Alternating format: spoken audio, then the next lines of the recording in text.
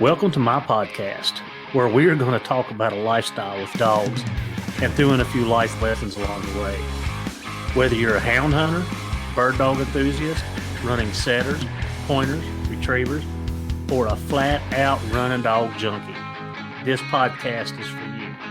I am your host, Heath Hyatt, a certified law enforcement canine trainer with over 3 decades of personal and professional training and handling experience.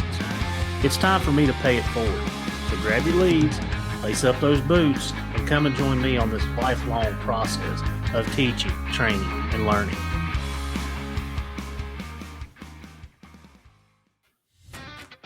Are you looking to unlock your dog's full potential and give them the best nutrition possible for peak performance? Then look no further. Inukshuk has what you're looking for. Inukshuk's nutrient-dense formulas are crafted to keep your dog's energy high and performance top-notch. Packed with premium proteins and essential fats, Inukshuk delivers the balanced nutrition your dog needs to thrive. From hunting dogs to police canines, Inukshuk is trusted by professionals. Give your dog the power of peak performance with Inukshuk professional dog food. Because I'll tell you one thing about Toby. That guy, I've had, I don't know, maybe 30, 40 people at my camp over the years. And he hunted there 3 weeks this year.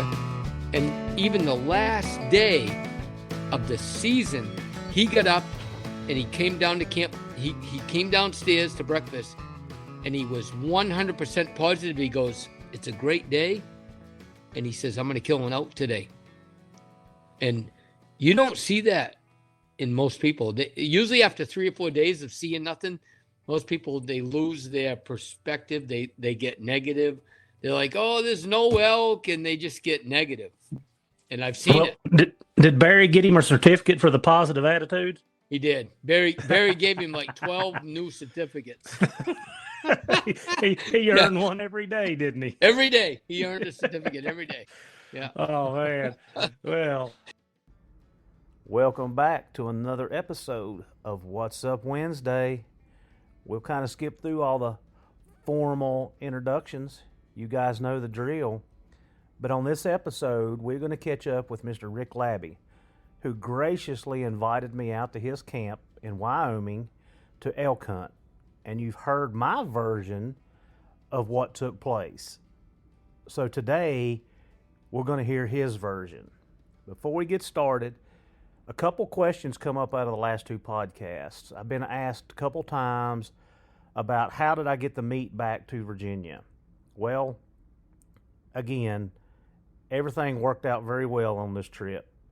I had a buddy that actually drove out the day that I flew back home, and we had made arrangements for me to take the elk to a processing plant where he was going to be staying. So I took the elk there. It was about 2.5 hour drive, kind of out of the way, but it worked out. Got it processed, and when he drove back home, he brought my elk with me, and I just met him back at my dad's and picked the elk up. And since then, we've had a cookout with elk burgers with the hunting group. They were phenomenal, and we actually had elk steaks last night, and I can't tell you that I couldn't be more happy to have it. The second thing that you guys don't know, in the second podcast, you can hear an elk bugling where I have placed it in where that took place. That is actually the elk that I shot.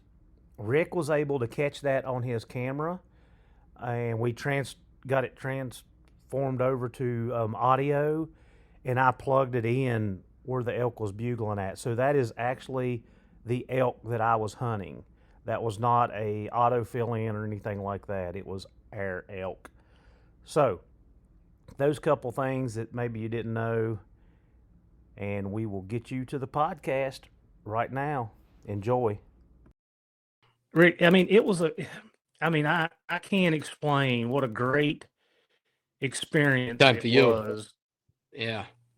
And you know how humbled I am that you guys had me out, not knowing me, and let me stay at your camp, stay in the bunkhouse, and just how I feel like I'm a really good judge of people.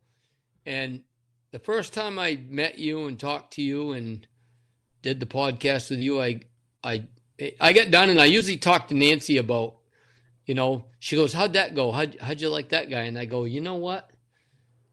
He's the type of guy that I think I could go hunt with every single day, and we'd be best friends the rest of our life. I said, that's how I feel. Yeah. I said, he's just one of those guys that I said, I just feel like we're brothers from a different mother. I say that a lot, because I meet these guys in life and I feel like we could be brothers from a different mother. You know what I mean? Like the way we think, the way we hunt, the way we, so, and it was 100% spot on. You and I hunted together one day and you did everything I would do right with me. And you killed a big elk, it was just perfect. So, yeah, I had your guidance. So, and I know that day we were sitting there and we're getting all over the place. We're going down rabbit holes, but we're just going to have a great conversation. But without your guidance, I wouldn't have known those things because I'm illiterate when it comes to elk. Right. Like I know nothing. Yeah. So you're a lot like me. Like the first time I meet somebody, I don't care if I'm hunting some new species, like let's say I'm going mountain lion hunting and I'm mountain lion hunting, which I have. I've shot some big lions, but I can remember the first time I went mountain lion hunting and I hunted with this guy, and I'd never mountain lion hunted before, but I'd hunted bobcats my whole life, and it's pretty similar. But it's similar, but it's different, right? You're in a different climate, you're in different altitude, different dogs, different people, everything. And I pay attention to the person I'm hunting with 110% because I want to learn everything that this guy knows, right? And I'm trying to steal his brain, right? And I felt that way with you that day. I said he's locked on to everything. I could tell. I said, this guy's going to do everything I tell him to do. And I said, if it all comes together, he's going to kill this elk. I could just tell that morning. I said, and then when you killed that elk, your reaction and just I'm still smiling, man. Like I can't wipe it off my face because it's like, that's a good shot. That's a good shot. And I'm like, yeah, I knew it was a good shot. Did I not hit him? And you was like, you hit him. Yeah, so, I could tell, man. Yeah, so let's talk about it. Yeah, that's good. That's good. Well, let's back up. So I want to tell you something that I didn't tell you. So when I drew a tag and I text you and you're like, holy cow, you drew on the first draw. And I'm like, okay, so, well, all this is going to take place. And then, we get up into May and you were busy and we were kind of going back and forth. And I'm like, what if this dude don't want me in his place? I don't know what, I'm just going to have to go out there and like learn this on my own. So I was a little bit scared. Right. Yeah. I was what like, what if this guy don't like me? Yeah. So I'm like, oh, so I talked to Rodney and I'm like, Rodney, he's like, I don't know the area. He said, but we'll figure it out. And then, you and I talked and you're like, no, come, we're going to fly out on this day and we'll be there. And I started feeling better. Like, okay. And then, I show up that day and you and Toby's out and Nancy and Barry are sitting at the kitchen table when I pull in and I can see them sitting there. And I'm like, I bet, in my mind, I think they're probably wondering, who is this cat? Like, who's this dude pulling in? And then Nancy comes out on the porch and she's like, oh, are you Heath? And I'm like, yeah. And she's like, oh, come in. And Barry was sitting there and he's like, you want a sandwich? And I'm like, yeah, I'll never turn down food. So Nancy fixes us a sandwich and we sit there and chit-chat. Barry is about the most likable guy you'll ever meet in your life. Yes. Like, spending those couple days with him. But he'll rate you, right? He'll talk to you and then he'll tell you what he thinks you need to do or what's wrong. Yeah. Then he'll give you a badge. No, I didn't get any certificates. I'm a little disappointed. Like, Barry could at least give me one for effort or something. Right. I'll have to tell him that when I see him. Yeah. Yeah. So, you and Toby come in after lunch and Barry, I've got my hands full of hamburgers because I'm grinding for Barry. And Nancy's packing it in a vacuum seal, and I don't know, Barry was cutting steaks or something. And you're like, hey, we'll get situated here and we'll go. And yeah, I forget about that. You showed up, and the first thing they did is they put you to work cutting elk meat and packaging and cutting steaks. That's all right. Hey, right? I'm your place. I'm there. Whatever you need me to do, I'm gonna do it. Yeah, yeah. You were a trooper, man. Yeah. So yeah, we go up. We're watching that one. I don't know what do you call that out there? We was watching that one ridge. Yeah, Aspen Butte. Yeah, I think it was Aspen Butte, that ridge up behind camp that night, right? Yeah, and we get up there, and you give me your long range gun, and I'm like, well, I've never shot this, and I'm not sure, but we sit down, and as soon as we get situated, it starts hailing, and you and I are just laughing about it. I figured I could talk you through it. Oh yeah. But yeah, we had a good time, man. We really did, and so I had to laugh. So we got down to the kitchen. And looked at me and said, so what's the game plan for tomorrow? And I said, well, we're going to hike up this mountain. I said, we're going to side by side in there like 10, 12 miles. And we're going to hike up that mountain. And we're going to find a big bull and we're going to kill him. And you were like, okay.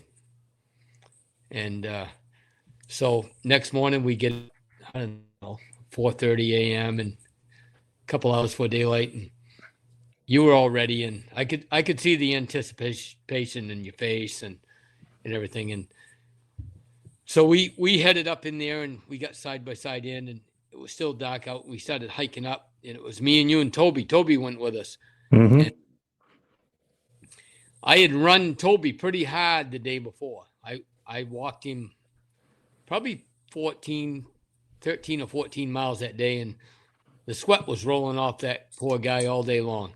And we started walking up in there, and we get up in about maybe half a mile, and you looked at me and you said, I just heard a grunt or a bugle up in that canyon, Rick.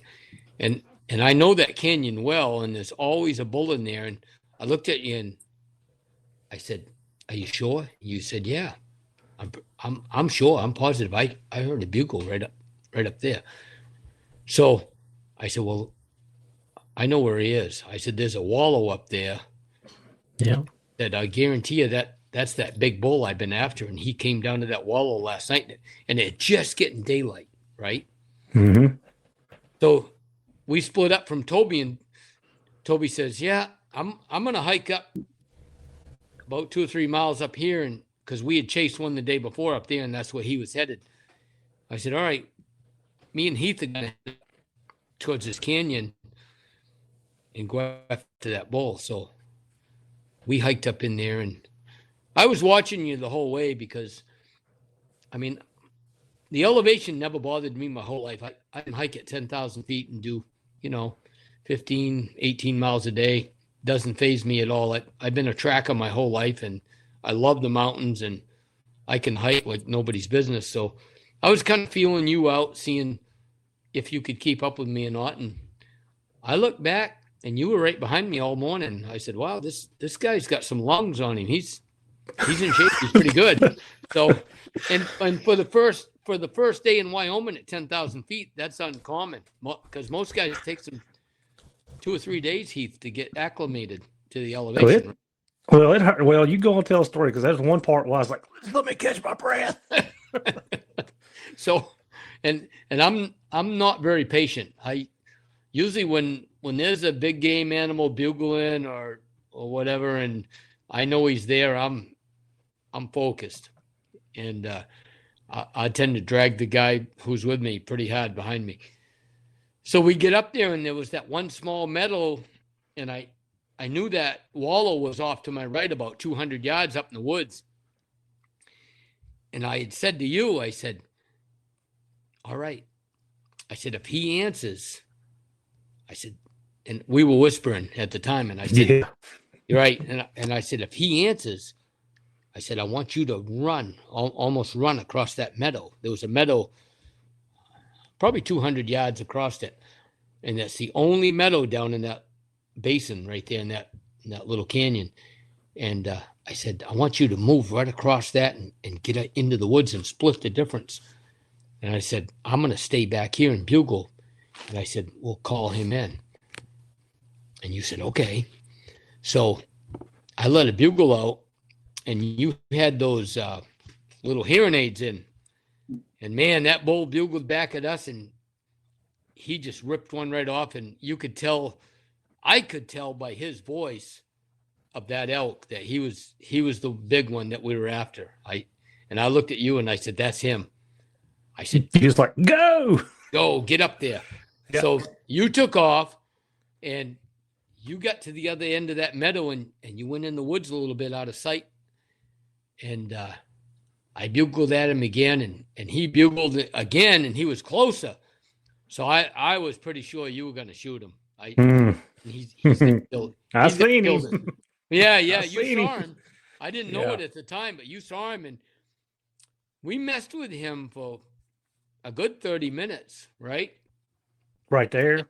Yeah, and he wouldn't come in and he wouldn't close the distance, and of course I didn't hear a shot out of you. I didn't hear you shoot. I'm thinking, damn, we're gonna lose this bull pretty quick because we'd been like 30 minutes messing with him, and he'd go over to our right. And the wind was blowing from left to right. And what that bull was doing is he was trying to catch your wind. So he was coming down, trying to cut your wind downhill. But that meadow was there. And the way the wind was coming, he would have had to come into that meadow to actually catch your wind. So he kept going back and forth. And so I moved further away from you. I actually moved back behind where I was standing, probably 150 yards. Like I was moving away, leaving, trying to pull him down the mountain. And I said, that'll pull him in and Heath will get a shot at him. So I'd call cow call, and I had 3 different cow calls around my neck, and I tried to break it up so it sounded like 2 or 3 different cows together, because that usually gets a big old smart bull going pretty good, and it kind of tricks them. And then I'd let a grunt out just now and then with my bugle. I'd just grunt. I'd never bugle. I'd grunt. And man, he'd rip a bugle back. I bet he bugled at you and me. What do you think? 25 times? Mm-hmm. Yeah. Yeah. And so I seen him come off the ridge, but I got him behind that boulder and messed myself up because I wasn't 100% sure how close I should went. And then when he cut behind that boulder, that's when he bugled the second and the third time. Yeah. And I seen him walking from parallel, but it was so thick I couldn't get a shot. And then he went in behind the next boulder. And that's when you come and got me. He was waving your hand. He's like, come on. And that way, so we circled back through that meadow. Yeah. So it got to the point he kept coming back and forth. And then all of a sudden he started moving up the ridge. Mm-hmm. And I've hunted elk for, 20 something years. And I probably bugled in, way over 100 bulls and messed with a lot of them over those 20 years, just nonstop. And I thought to myself, I said, he's almost done. He's almost done with us. He's almost made his mind up that we're not a cow, and he's about ready to leave. And that's when I came to you and I got close enough and I waved you. I said, come on, let's go. I said, we got to go after this bull now because he's not coming in. And I dragged you up the side of that mountain and we got up there and you could see all the tracks. We get up there about probably 100, 125 yards. And there was 4 or 5 sets of tracks where he had been running back and forth. And you could see it was all torn up. And he went over those rocks. Remember that big rock ledge? He went over those rocks, and it was all tore up where he'd been going back and forth. And so I stood there a while, and I didn't really know where he was. And you were literally 5 feet behind me, and I'm trying to think, okay, he was down here to our right the last, and I'm looking at all the tracks, and I'm thinking, where's this bull? And I couldn't smell him. And then all of a sudden, he let that grunt out, and he was about 1 o'clock from where we were standing. 12 o'clock was here, and he was about 1 o'clock. Mm-hmm. And I looked at you and I said, let's go. I said, don't make a sound. And you didn't make a sound. You stepped in my footsteps, and we snuck up through that bunch of blowdowns Mm-hmm. and timber, and it was a mess. You told me, you said for a big boy, he said you was awful quiet in those woods. Yeah, you did good. You did really good. And we snuck up through there, I don't know, a couple 100 yards. And I had my binoculars right here. And every step I was scanning all that timber. And it was just blowdowns and spruce and timber up through there. And it was almost straight uphill. And I took one last step and I looked and I could see a little bit of blonde. And I think he was, I would guess 200 yards, wouldn't you say? Yeah, it was give or take. Yep. Yeah, 200 yards, give or take. And I could see a little blonde. Look to my left and I could see one antler tip sticking up. And I turned around at you and I said, he's right there. And you basically looked right at my finger where I was pointing and you went, I see him. And there, and there was a blowdown, and you put the gun on that blowdown, and I remember this clearly. You knelt down, and I'm looking through my binoculars, and I saw you go. I saw you get down, and you were like ready to shoot, and all of a sudden you stood up and took a deep breath, and you went back down, and boom, you shot. Yeah. So you weren't ready. You were telling me, time. I told you, I was like, Rick, I don't like the shot, and you were like, take the shot, and I'm like, take the shot. I said it's a small window, and you're like, take the shot. I was like, yeah. Okay. So I had, I talked about it in my podcast. Like, I thought I was going to be eat up with buck fever. I thought I was going to be like, couldn't get my heart rate down. My heart rate was good. Happened too quick. I had to come off that barrel just for a second and catch. I did my tactical breathing. I was like, yep, you did. Yeah. I went back down on it, squeezed the trigger, and boom, that was that. Yeah, and I had my binos. I had my binos focused on that elk, and when you fired, I saw him hunch about a foot. He just buckled, and then he jumped.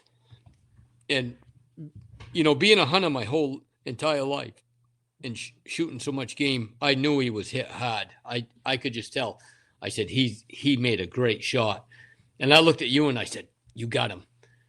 And we stood there for a few minutes, and I think we moved ahead about 10 feet, and then I saw him in the binoculars. He was down. I could see his rack sticking up, and that's when I looked at you. I said, "You got him. He's down." And man, the expression in your face, you were just like, "Oh," and yeah, it was a relief because I was so worried I was going to mess that up. Yeah, we worked our way up there, and that elk actually, from where I saw him to where we found him, he went about another 50 yards before he died. He got back up again, went 50 yards, but yeah, heck of a bull. Man, what a bull. Yeah. I was, to say I was kind of speechless, I was, because all this stuff is happening. I'm going to say the last 42 years in perspective, because that's when I got my first gun when I was 10. Hunt of a lifetime. I'm like, this is like a dream. This is like a dream. Like, I've been dreaming of this for years. Yeah. And it was like, bam, here it is in your face, and now it's over. And it's like, it's hard to explain. Like I said, like I said, you see the smile on my face now. You just can't explain to people that haven't done it the emotions of the build up and the hunt. And I mean, we spent 45 minutes bugling and back and forth and messing with that bull. And when it all just finally happened and you shot him and killed him, and then we realized he was on the ground dead, it was just like all the emotions, came together. Yeah. Yeah. No. And like I said, I was, when we got up to him and I was taking my backpack and everything off, and I sat down on the rock, and like, what's going through my mind is like, I didn't screw this up. Like, I got an opportunity, and I was able to to cash in like I did. It worked. It happened. Yeah. Oh man. And for me, I've hunted elk. I bought my cabin out in Wyoming in about 15 years ago, and I'd started hunting elk about 6 years before that in Colorado. First place I ever hunted was Colorado, and first time I ever hunted elk, I killed a big bull, an 8x9, and he wasn't a giant 8x9. He was like a 280-inch 8x9, and but it was just the whole experience to me. I was hooked on elk hunting from that day on. I knew when I killed that first elk, I said, there'll never be a year that I can't go elk hunt the rest of my life. And I just love elk. And then I bought a place in Wyoming, had my own cabin out there. It was like a lifelong dream to me. And, and being, from the time I was a kid, when I was 5 years old, I had a horse. Well, when you're 5 years old, you don't know anything, right? You don't know anything. And my parents bought me a horse and all that, and I had a horse, and then my parents ended up getting divorced, and my horse went away, and I grew up, my whole life wanting to be a cowboy. It's all I dreamed about. I wanted to have a horse, and I wanted to be a cowboy, and my grandmother came from Texas, and a little bit of history. My great grandfather was Quannapaca, who was a Comanche Indian chief in Texas, and horses his whole entire life. So, and you don't realize till you get older that this is in my blood. This is who I am. And so when I started going to Wyoming and I started renting horses and doing my own backpack trips, and I just loved it. It was one of the most inspiring things in my life. And to this day, I love horses. I love doing the horse thing. And I love hunting elk. I love being in the mountains, all that. It's hard to explain to people that haven't done it, but it's who I am, and the whole deal. And to have somebody like you come out and kill an elk with me, and you and I did a podcast together. The first time we ever met, you messaged me and said, "Hey, I'd like to do a podcast with you," and I just felt like from the time you and I met and we talked, and like I said earlier, we got off the podcast. My wife said, "How'd that go?" And I go, that guy's like a brother from a different mother. I said, he's a hound hunter. And I said, he's just a great guy. And I said, I invited him to Wyoming, told him to put in for a tag. And I never thought you'd get drawn for 5 years. You got drawn the first year. I know. I hope I get drawn every year now. Like you ruined me. I told you standing on the mountain that day, I said, you ruined me. Like this is awesome. And I'll never forget that area. No. I'll never forget that ridge. And you'll never forget that the rest of your life, guaranteed. No. And we only walked 6.6 miles that day. Yeah. Like it wasn't horrible. We went down and brought the horses back, and I guess we could talk about that a little bit. So we didn't walk that far, and everybody said, everybody's asking about, well, the pack out and this and that. Like, you and I were talking, like, Rick, I don't know how y'all quarter them things up and get them out by yourself. Like, in my mind, I'm like, we'll just take them down and we'll go up and down. It won't be no big deal. Yeah. But after that second trip, right, I called my neighbor Anthony, and you were like, well, we'll just pack this elk out, no problem. And we're on top of a mountain. We're literally a mile straight up. Yeah. 1,000 feet straight up in a mile.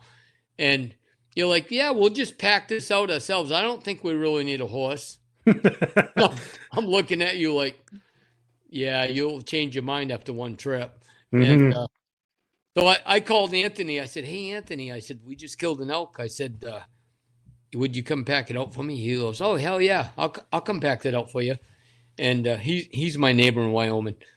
And we'll talk about his daughter, Jordan. Yeah. Because Jordan come with him. Jordan came with him. Right. And already a hunter, already knows how to shoot a muzzleloader, knows how to load it all on her own, 14 years old. Mm-hmm. I tell you right now, I was impressed. Very impressed. So she was when you told her that since I had got mine that you would take her later in the week or that weekend, like she was excited. Like she come down to the cabin and you asked her, right? And this was before I left because I was like, that's going to be interesting. You said, do you want to take one of my guns? And she was like, no. She's like, I'll just take my 50 cal and you're like your muzzle loader. And she goes, yeah. She goes, I've never really shot a rifle, so I feel more comfortable with my muzzle loader. And I'm like, all right, girl, that's going to be tough, but okay. That's what I was thinking. That's what I was thinking all week. Yep. So they come up and pack the elk down. And so we gave you the head and the hide. Yeah. Yeah. So that head and hide probably weighed 100 pounds. I figured he had the whole head. Yes. And all the hide rolled up, and I took a good 3/4 of that elk hide. Now, I don't know how many people ever packed out an entire elk head with a hide, but it's easily 100 pounds. So we got it rolled up and onto a pack and tied, and Heath, you got down. There was a big rock there, and we got the elk head on the rock, and we got the horns on your shoulders, and I'm like, you all good? And he goes, oh yeah, no problem. And you get up and you're like, whoa, this is a pretty good load. It was. Yeah, it took me a long time. It took me way longer to get off that mountain than it did y'all. Yeah, so we had the rest of that bull on the horses, and we're packing the horses down, and about every 300 yards, I said, how you doing, Heath? He'd be like, yeah, I'm doing all right. And thank goodness it was all downhill. We got all the way down to the bottom, and I didn't see you anymore. You disappeared. You were lagging behind. Yeah. So y'all were left me. I That's said, right. We got down to the 4-wheel, and we got all the elk unloaded. And about 10 minutes later, Heath come walking. He's coming down the trail, and I got the video. We'll have it on YouTube there. But anyway, he's coming along, and I said, what do you think about making 3 or 4 more trips to pack that elk out? And you're like, man, I'm glad you got them horses here. Yeah, that was a great decision on your behalf to not listen to me. Yeah, I've done it before. So anyway, we got your elk out and everything, and got it all back to camp, and that was a heck of a day. And so Jordan called me up, and she said, hey, Rick, she goes, that invite to take me hunting still good? And I said, yeah, of course, Jordan. I said, I'd love to take you hunting, because I was tagged out. You were tagged out. And I said, I'll take you hunting anytime you want to go. So I picked her up the next morning, and she had a 50 caliber Hawkins muzzleloader, one of the old kit rifles. And I actually have one of them. Let me grab it. Just a minute. I want to show you. Yep. Okay.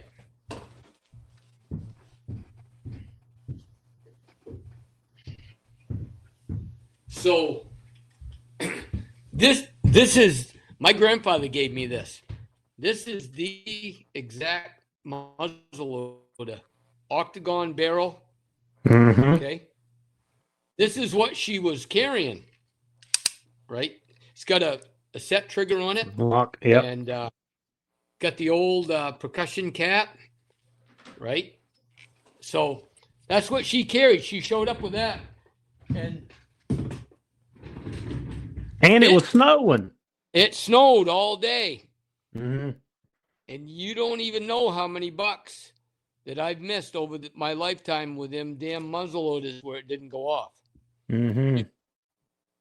You listen to some of my podcasts over the years, and you hear me say I could fill a dump truck with the bucks I've missed where the muzzleloader didn't go off, where I walked up to them and literally bucks laying in their beds and it would go. Mm-hmm.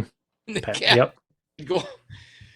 So I'm thinking, well, if she gets to see an elk, then I've done my job, because probably that muzzleloader is not going to go off. She's 14 years old. She's carrying that old percussion cap muzzleloader, octagon barrel. And I said, if she gets to see one, because she told me, she goes, yeah, I've been hunting elk for 3 years with my dad. She goes, I've never seen an elk, Rick. I said, well, I'll show you an elk today. I guarantee it. Because on snow, you know, we could find a herd and follow them and track that herd. And I was pretty confident. So first day we went, we come onto a big herd of elk, and we followed them for probably, I don't know, 4 or 5 miles. And we come onto that herd, and a cow jumped up in front of us, and then the bull went back there, and she got to see him, and she was very, what do I want to say?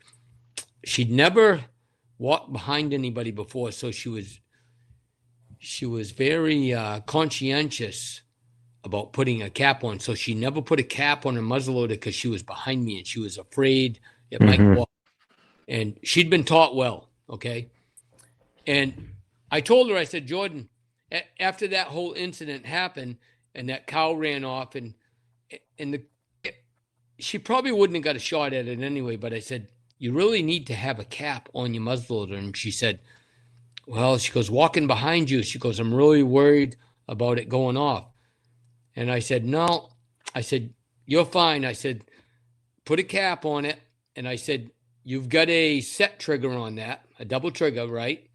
And I said, you put it at half cock. I said, it's never going to go off, ever.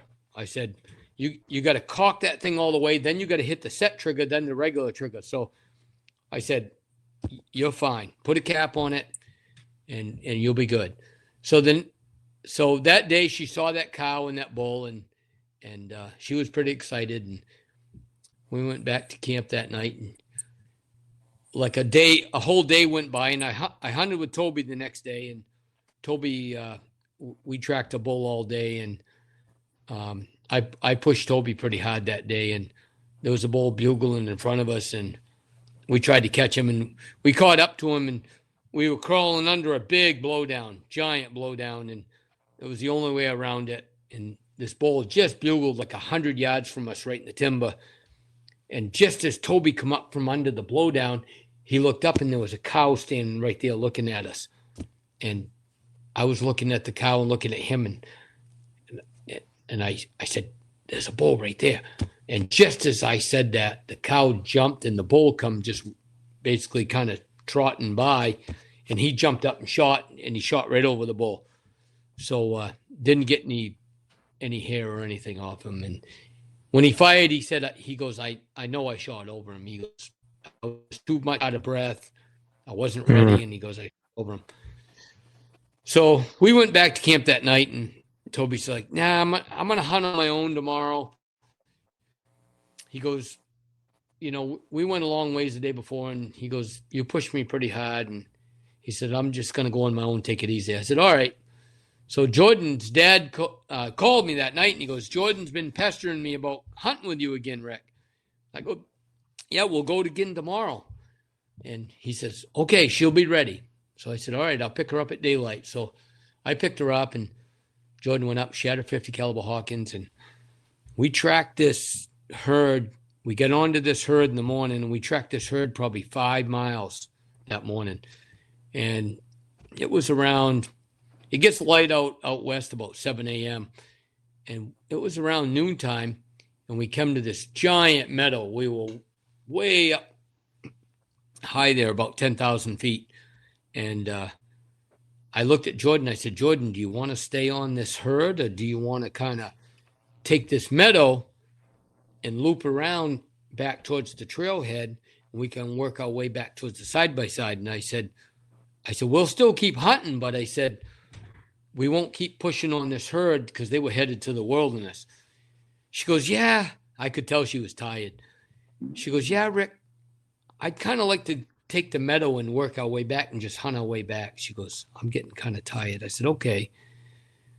And we literally went 100 yards out into this meadow, and I come up over this hill, and I looked at the tree line, and there was this big cow with her head down, big cow elk with her head down feeding. And I said, Jordan, I said, there's a big cow standing right there. And That kid, 14 years old, she just took a stance, pulled that muzzleloader to her shoulder, cocked it, and pow, just like that. And that elk went down like a ton of bricks, like a bag of sand. And I was like, wow, you got him. The gun went off. And I said, you got him. And then I see that elk. What she did, she spined that elk, hit him in the spine. And she made a great shot, but she was a little high and spined him. And I said, reload. And you'll see on the video, there's a video going to come out on my YouTube channel. And she reloads that muzzleloader all by herself. Never had one bit of help from me. 14 years old. Put the powder in, put the lead in, rammed it down. And I said, Jordan, I said, that elk's wounded pretty good. I said, try to get closer and make a good shot. And she got within 50 yards and poked one right through the lungs. Boom. Shot him again. I got it all on video. And that elk tipped over and died right there. And that kid was so happy. I mean, it was more fun for me to see her shoot that elk than it would have been if I'd shot that elk myself. You know, that's what it's all about. Teaching a kid and getting the inspiration of that kid out there and actually make everything happen and making a kid see that it can happen and they could do it. And then I let her skin that elk. She helped me skin it, gut it, everything. So she got quite an experience that morning. Well, that's what I was going to say. I think her following you around for 2 days, I can't imagine the information and the knowledge that if she paid attention, what she took. She did pay attention. Yeah. So, I mean, I'm sure that her now seeing elk probably going to multiply. Yeah, I'm sure. I think back, to when I was a kid and, I never really had any hardcore hunters in my family. I was the hardcore hunter in my family, and I learned most of it on my own. And I learned all of it on my own. And to have somebody when I was a kid that I could learn from hunting big game, it would have jumped me ahead so many years. What took me to learn on my own. So I have to, I see some of these young guys that had fathers and grandfathers and all that, and that are really successful. And I can relate to how they learned, all these little tricks and information so quick that took me years and years and years to learn on my own. Yeah, and I'm just happy to pass that on to anybody I can at my age because, I've literally hunted, 54 years now, whitetails and elk and moose and everything. And to pass that on to the younger generation and inspire somebody to me is, the satisfying part to me now. I get more out of that than I do killing something on my own nowadays. Yeah, well, like I said, I'm definitely, and I would love to follow you around for weeks. You were like a kid. You were like a kid that morning with me. Yeah. I mean, I got a kick out of it.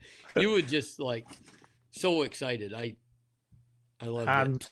I'm still over the moon that like all that took place, and like I said, we walk up into that meadow. And I thought I heard a grunt. You bugled, and boom, there it was. And then, I mapped it on X from the time that he bugled, and where we chased him over to the top of that ridge where we ended up harvesting him at was 0.7 of a mile. Yeah, that's how far he went, and we chased him. Yeah, and that's nothing for an elk. Nothing. Yeah, but you kept him in there. He didn't. Generally, he didn't want to leave the cow. Yeah, he didn't leave. I kept him right there, but he was ready to leave, though. I could tell he was getting ready to leave. Well, you told me, you said we got to do something or he's going to bust out of here. Like you told me that. And that's when we started up that incline. And that's where when you got up there, I was like, well, how did he get above me? I never seen him past me. And then I'm like, okay, I got to catch up. So I called up and you were talking to me and I was like, just give me a minute. Let me catch my breath.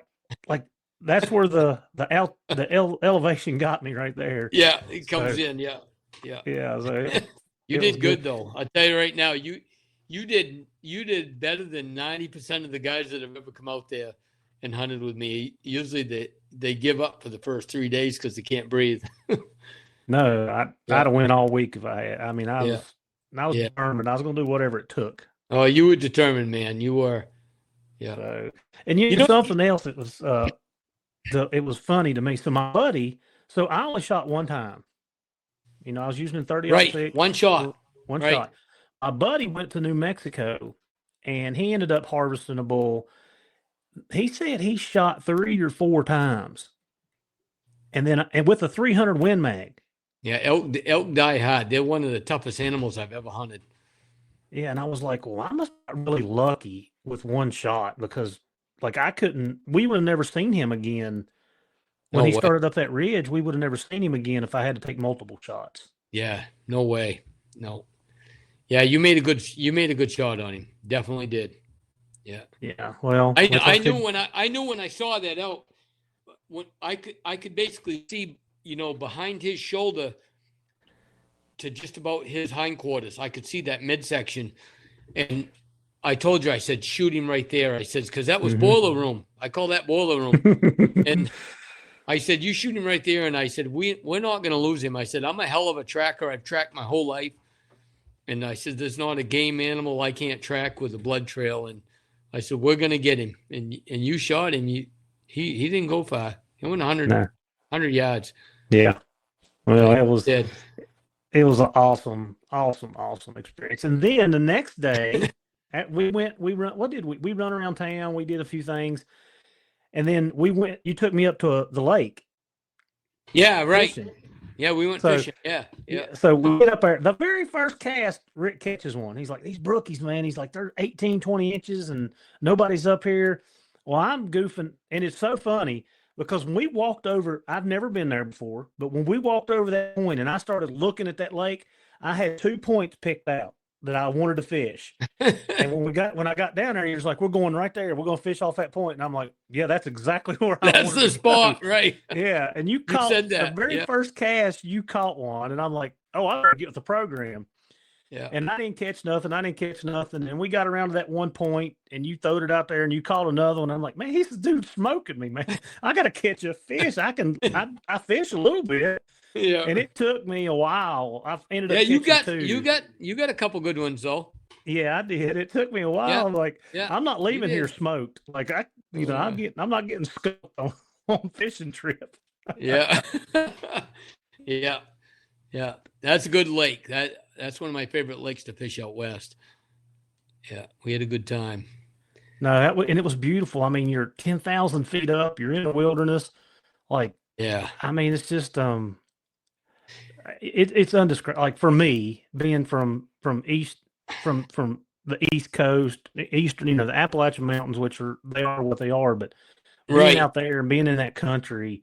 And I mean, we rode that side by side like 11 miles to even get where we could walk in there.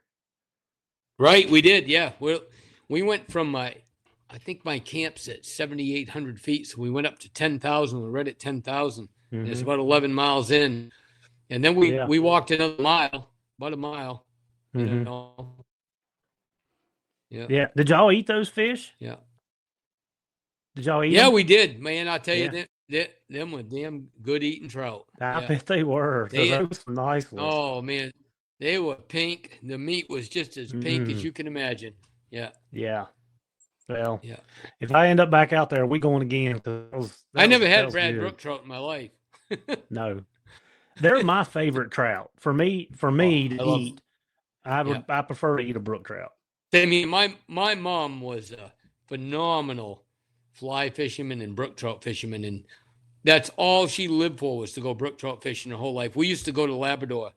Me and Mom and Dad, we'd plan a trip every summer from the time I was just a kid and go to Labrador for 2 weeks. And she just loved to catch brook trout. And, you know, it was passed on to me from the time I was a kid. It's in my genes, and hopefully it'll get passed on to my grandkids, but Grandkids. yeah, someday. Yeah. But yeah. To have a good teacher, that's for sure.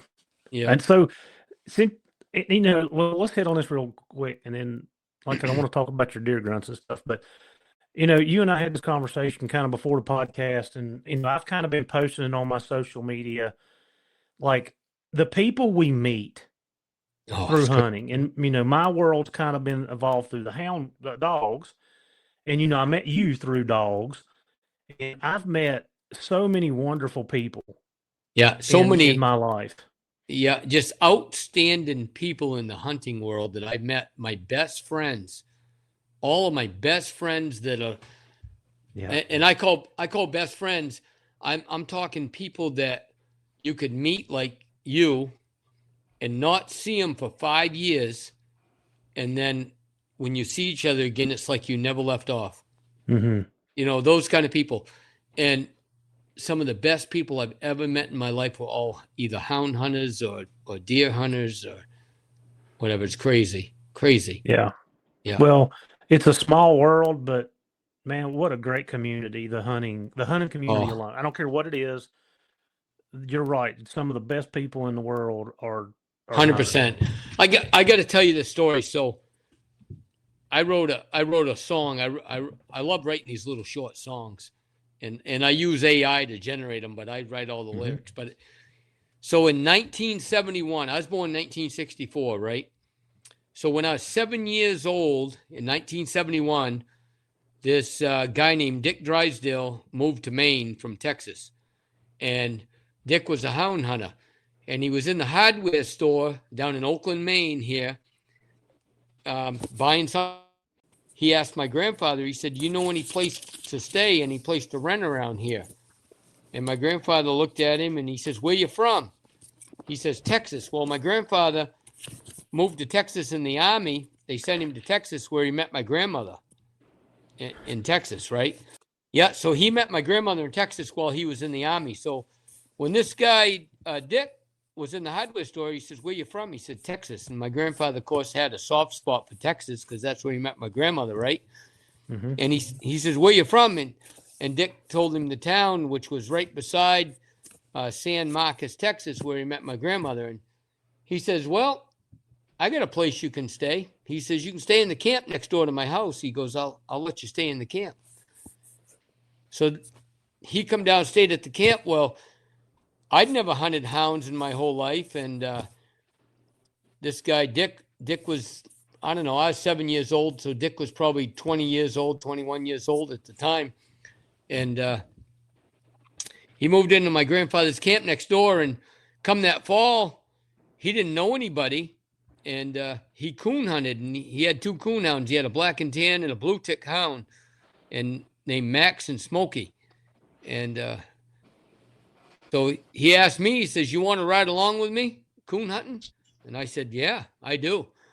And I coon hunted with that guy every single night from that night on, my entire life till I graduated high school, every single night. And we killed hundreds of coons together. And so you just never know in life who's going to inspire you and who you're going to meet and who might be the next inspiration. And so Dick stopped over to the house the other day here. He's 80 years old now. And I'm 60, I'll be 62 in January. So Dick's about 18 years older than me. And, you know, we talked about it a little bit about how we met and how we got started. And we've been best friends our whole life, and kind of crazy, you know? Yeah. And Barry, I mean, like, just meeting Barry out there, and like, yeah. I mean, it was good people. Yeah. Good people. So Barry, 20 years ago, I started excavating Barry's house lots, and he'd cut the house lots for me. He was a woodcutter. He's from Anson, Maine. and he lived out in Washington State for years out west. And he actually found Wyoming where my camp is, and he started hunting that unit.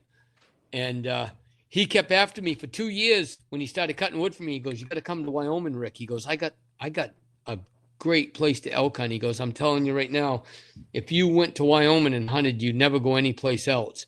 And I'm thinking, yeah, right. I've been everywhere.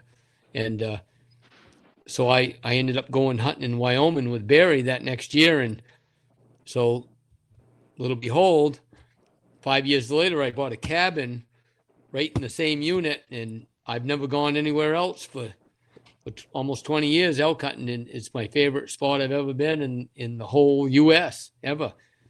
And like I said, Barry's like a grandfather to me. You know, he's taught me a lot, and he's a really good friend and just a great guy. And you met Barry. Mm-hmm. He's a I call it, he's a rig. He's a rig, man. So you never know what he's gonna say. No, that's right. Yeah, he eat all those muffins or them brownies that Nancy made and lied about it. What he did. He had them stuffed in his pockets and his shoes, I think. He didn't want anybody else to eat any of them brownies. Yeah. That's right. He gives Toby a badge, you know, like most of the guys come to camp, he'll make him a badge. He'll cut out a piece of notebook paper and he'll give you a badge. Like if you do a good job packing out, he'll give you a packing badge. And if you hiked in more than 15 miles one day, he'll give you a hiking badge. And if you shot an elk in one shot, he'll give you a shooting badge. So every day, you know, somebody gets a badge at camp from Barry. So yeah. And you never got one. No. Next year I need my shooting badge. I want my shooting badge. That's funny. That'll be the only time I ever shoot one time. Yeah. I got to tell Barry about that. He'll get a kick out of it. Yeah. Yeah. He only lives about 10 miles from me. Yeah. He said he told me he lived up the road. Yeah. But I mean, you know, like just talking about people and the people you meet and, you know, how it connects dots because this person knows this person and that person knows that person. And when it's all said and done, everybody knows everybody. Yeah, you get that right. That's for sure. I want to bring something up real quick. And I thought of this today, and it's funny we're doing this podcast tonight. So I was sitting there reminiscing on, you know, deer hunts and elk hunts and all that. And I was thinking about a deer hunt back when I was in my 40s and how I chased this buck, you know, like 18 miles one day, and I finally killed him. And I chased this buck probably harder than most bucks I ever killed. And, you know, sweat was rolling off me all day long that day. I pushed this deer hard all day long, and he swam a lake twice. And I went around the lake and picked his track up, and I stayed on him. And I was determined to kill him. I finally killed this. He was only an 8-point buck, you know, from Maine, but he ended up weighing, I think, 231 pounds. And he was a big deer, had a big foot on him, big body deer.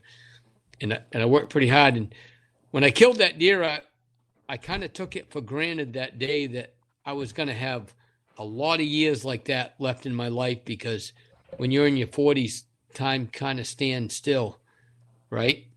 Mm-hmm. And I'm 60 now, 61. And I think back, I was thinking about it today, and I'm thinking, man, those are the best days of my life. And I took it for granted like they were going to last forever. And there's no way, I mean, I'm still in great shape for my age, but there's no way I could do today what I did then. And I'm thinking, man, those were the good old days, right? Mm-hmm. And so I just want to tell everybody out there, when you're in your 40s and early 50s, don't take it for granted. You want to hunt every single day that you can and enjoy and spend with family, grandfathers, dads, every single day this season that you can, because it's not going to be very long. You're going to look back and think, man, they're gone. Well, didn't you post a story the other day that said you never know when it's going to be your last time? I did, yeah. Yeah. Yeah, I did, yeah. Yeah, at my age, at my age now, I mean, like I said, I still got a lot of years left, but I look back and I lost my grandfather.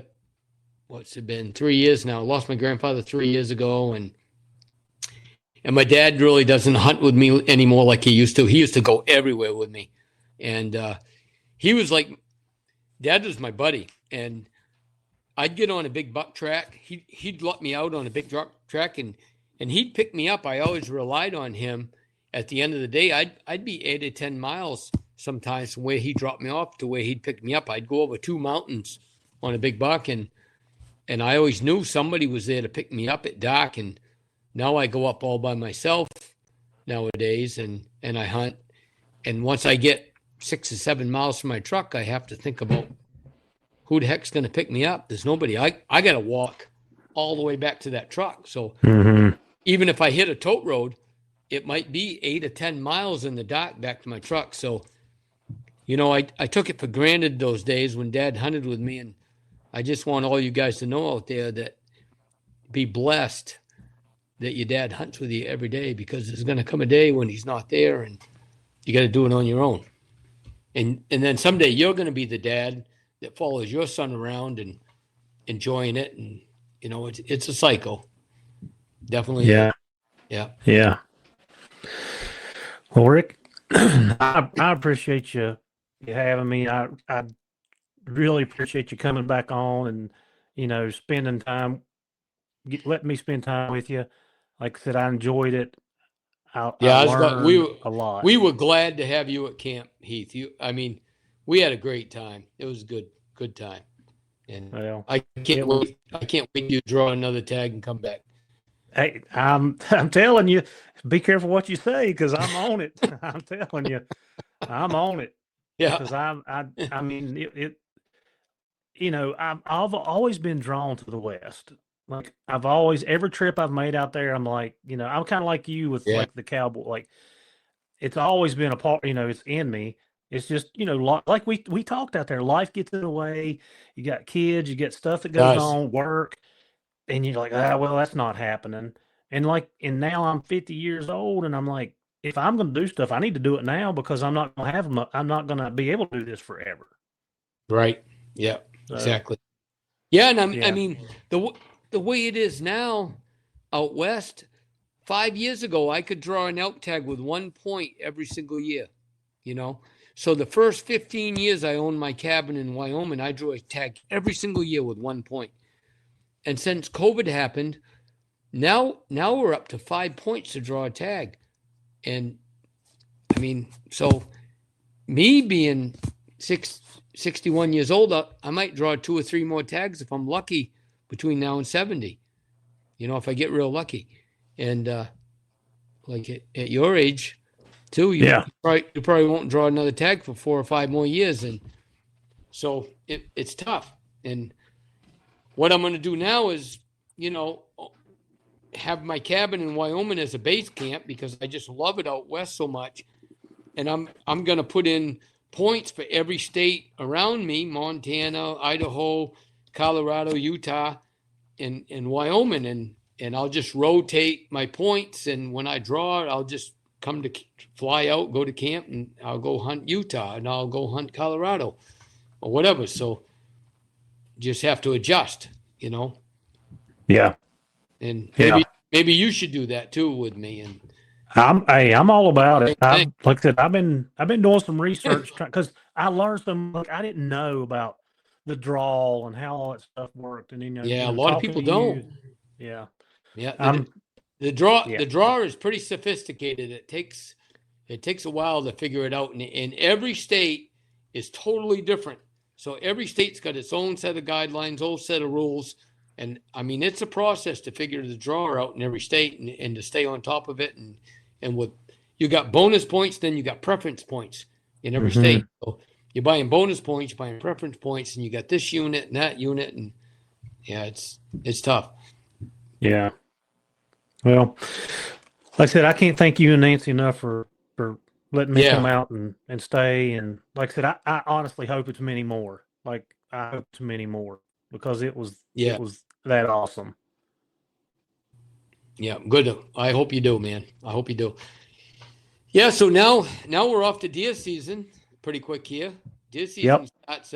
We came home from Wyoming, and my wife Nancy shot a 9-point buck there. That I don't know. He probably dressed out 180 pounds. He's probably 115, 120-inch buck with a crossbow at 71 yards last week. So she was pretty excited about that. That was the furthest shot she's ever made. And I told her, I said, "Oh, you probably didn't get him. It was pouring rain." And so I got a video on my Facebook channel of her finding deer, and she's dancing around, hooting and hollering. So she was pretty happy. Yeah. Yeah. No, yeah, she had to pull it up out of that grass. Yeah, she did. Yeah. Yeah. Well, Yeah. good for her. Yeah, that was great. Oh yeah, she's a great woman and just a great partner in life for me. We met each other, I don't know, 40 something years ago now, and there was I just posted a bear. You killed a bear. I did. I killed a bear that day, and how many of you hunters out there happen to would relate to this story? I killed a bear that day, and of course I was single, and I went out to a bar that night. It was a dance hall, and Nancy comes up to me and she says, "Aren't you that guy that killed that bear in Norwalk, Maine today in the newspaper?" And I said, yeah, that was me. And, she was all intrigued, and I'm thinking, wow, this girl likes hunting, and she's impressed. I shot a bear, and that was it. I asked her out, and we dated ever since. No, we've been married 40 years. That's all she wrote. Yeah. We fish and hunt together, and she's killed elk with me, and she's killed antelope and deer, and we fish together. And so, hey, me and her talked. We're going to do the Grand Slam. Good. I'm glad. With the turkeys. We're doing it. Oh, with the turkeys. Yeah. Yeah. Yeah. That'd be awesome. Yeah. Yeah. He loves the turkey hunt. Yeah. We're going to do that. We got to get the Grand Slam going. Yeah. I told you I got that piece in Kansas. You ought to come down and hunt. Yeah. Yeah. I'm going to pick your brain on that. Yeah. Because I definitely am interested. Maybe we'll go down there this spring, you and I, because I got that piece I leased down there. We'll go down and kill some turkeys. Yes, absolutely. You just tell me and I'm in. All right. So, Rick, tell us about the because you've been advertising these grunt calls. I know and I talked about just why we got you on here. Tell us about the grunt calls and what's going on with them. All right, so I got a signature series grunt call, and I'll tell you a little bit about this grunt call, how it happened. I met this guy at Hunt Stock up in Massachusetts 3 years ago, and he called me over to his booth, and he says, "Hey, Rick," and I never met him before, and he goes, "Do you ever try one of my grunt calls?"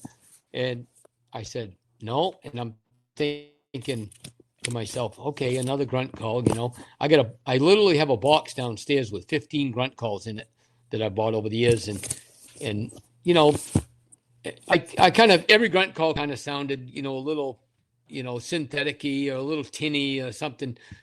And I went over and I picked this guy's grunt call up and I grunted with it. And I looked at him and I said, wow.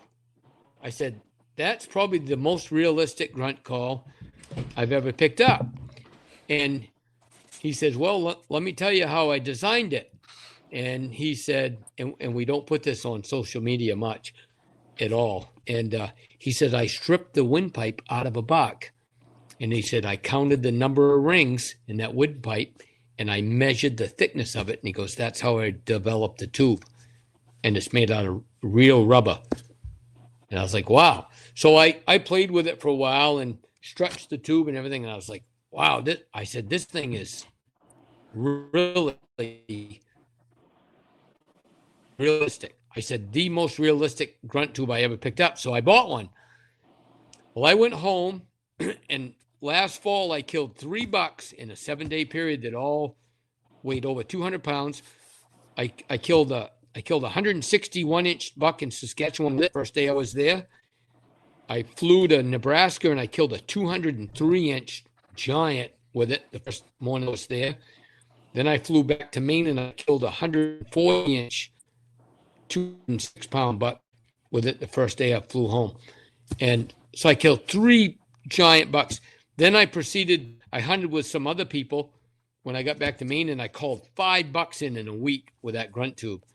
So he called me up and he said, you've had pretty good luck with that grunt tube. And he says, are you interested in putting your name on it? And I said, absolutely. I said, that is the best grunt tube I ever picked up. So I put my name on it. So we call it a Rick Labbe Signature Series grunt call made by Nor'easter, N-O-R, Easter grunt tubes, grunt game calls. And so I promoted it, lasered my name into it, and we can't keep them in stock. I mean, I met him today and picked up another 100, and we cannot keep them in stock. We've sold 3,000 in the last, 3 or 4 months, and they're going really good.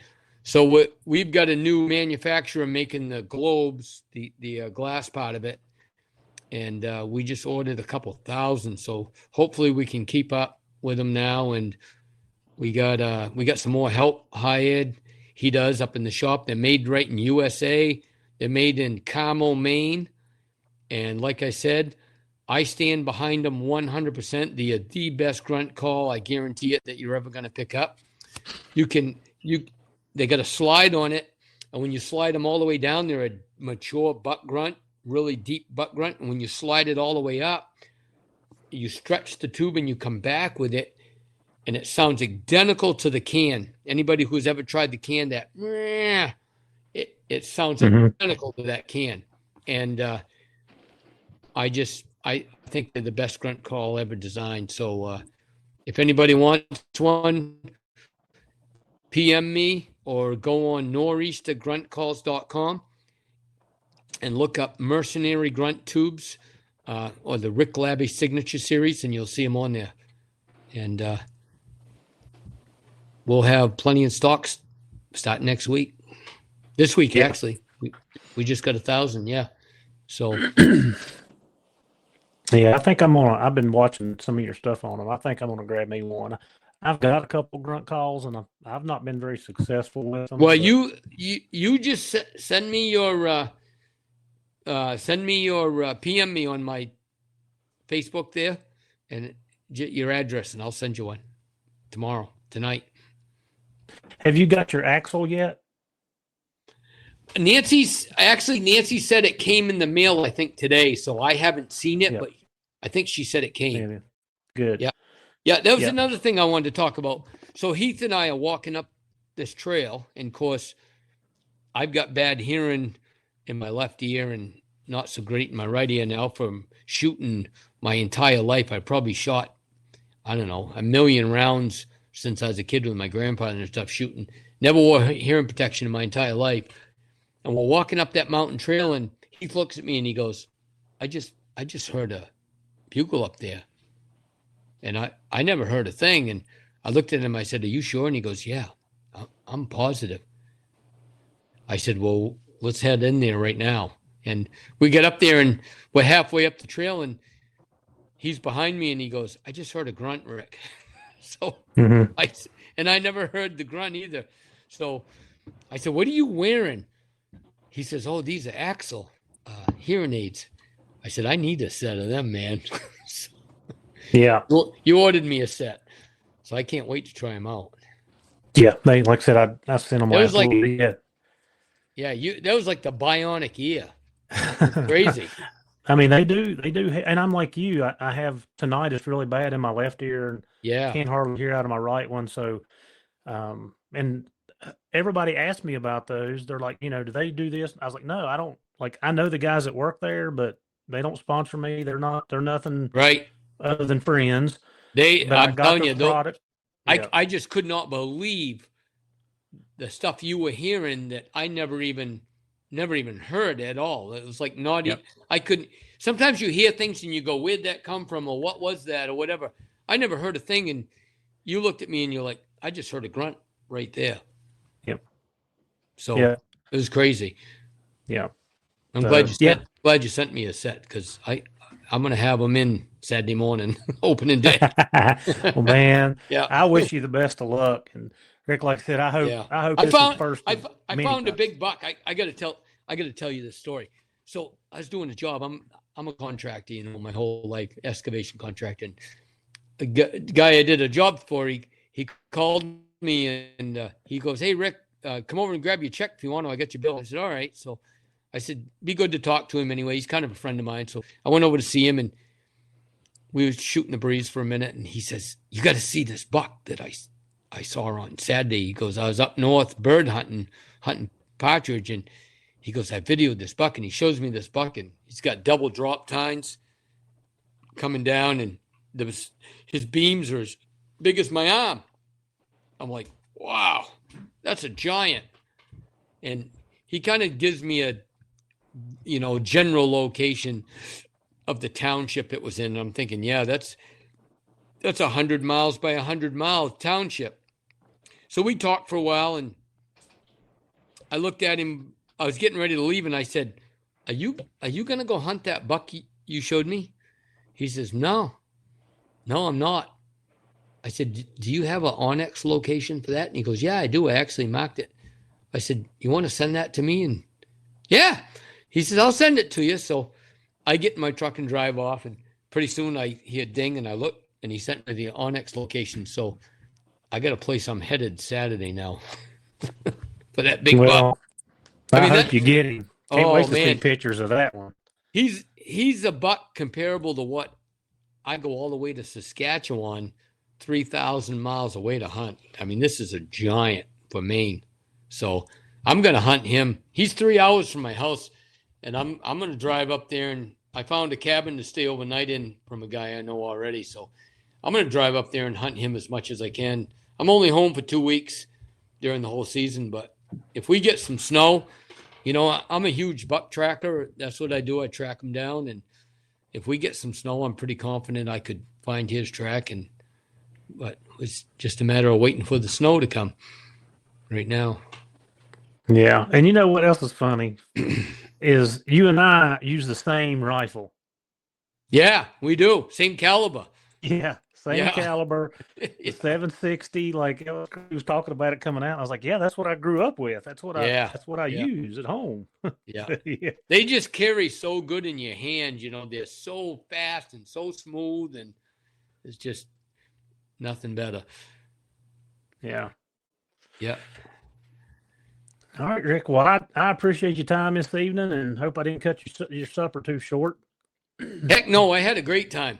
Looking forward to the next time we can hunt together, Heath. Yes, I'm hoping it is the first of many. That's my hope. Maybe we can do a hound hunt together or something. You know, I got a lot of time.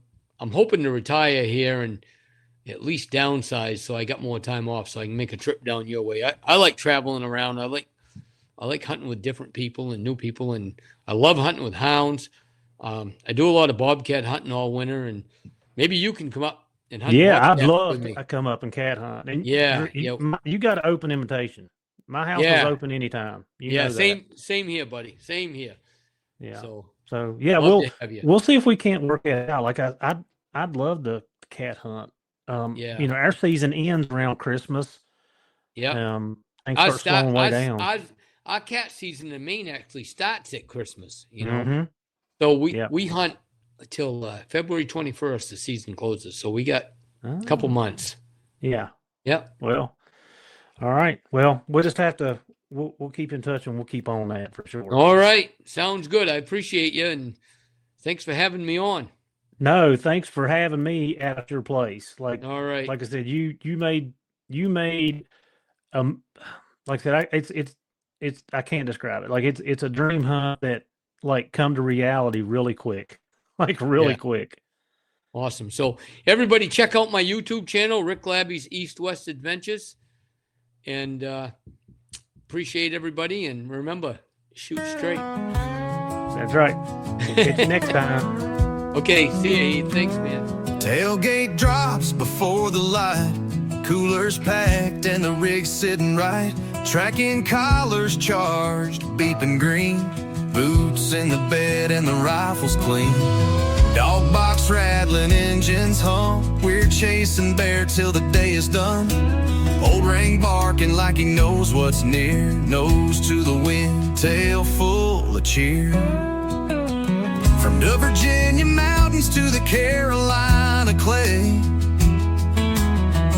we're burning fuel and miles each day. Every turn's another tale. Through mountain mist and paper trails, we see the sunset red in Tennessee. Rise through the fog in old WV. North Carolina's pines echo loud with the cry of a hard-run hound. New York forest, Maine's deep snow, Vermont valleys where the black bears go. Truck keeps rolling, wheels don't care. We're chasing daylight, chasing bear. Rest stops few, the roads are long, but the fire in our hearts still burns strong. Wisconsin mornings cutting crisp and clear, Canada's wildwoods drawing near.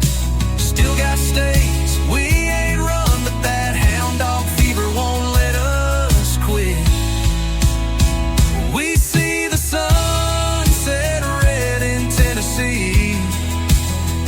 Rise through the fog in old WV. North Carolina's pines echo loud with the cry of a hard-run hound. New York frost, Maine's deep snow, Vermont valleys where the black bears go. Truck keeps rolling, wheels don't care. We're chasing daylight, chasing bear. Gas station coffee, Alpha XL on the dash. Another back road, another bear track. Friends made fast and stories told slow. Under stars where only hunters go. We see the sunrise gold in Canadian air, and it sets on a trail down in Appalachia. Packing steel and leather, grit and care. We're built for the road and chasing bear. So load the dogs and slam the gate. There's a trail ahead, we won't be late. From dawn to dusk, we're always there. Chasing daylight, chasing them bears.